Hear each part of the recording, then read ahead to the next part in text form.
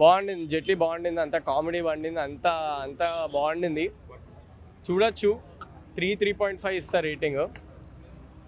బాగుంది, చూడొచ్చు, హ్యాపీ చూడొచ్చు. కామెడీ కూడా బాగుంది, బాగా పండింది. సత్య, వెన్నెల్ కిషోర్ అందరు ఉన్నారు కదా, బాగా పండింది. లాగ్ నాకైతే అనిపించలే అన్న, నేనైతే మొత్తం నవ్వుకుంటూనే ఉన్నా.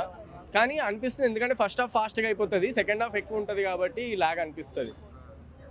సాంగ్స్ ఏదో ఉన్నట్టుంది, డాన్స్ చేసినట్టు. అది లాస్ట్ సినిమా అయిపోయాక వస్తుంది. హీరోయిన్ పెర్ఫార్మెన్స్ బాగుంది.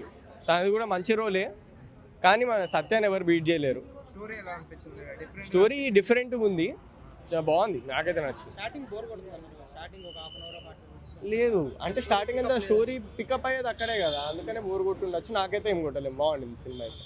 ఓవరాల్గా సినిమా హిట్టా, యావరేజ్? హిట్టే, నాకైతే హిట్టే. 3.5 ఇచ్చేస్తారు. మిగతా ఆర్టిస్టుల క్యారెక్టర్ అందరూ అజయ్, వెన్నెల్ కిషోర్ చాలా బాగుంది. దాని తర్వాత మన శ్రీనివాస్ రెడ్డి గారిది చాలా బాగుంది. అందరిది పండి కామెడీ. Thank you.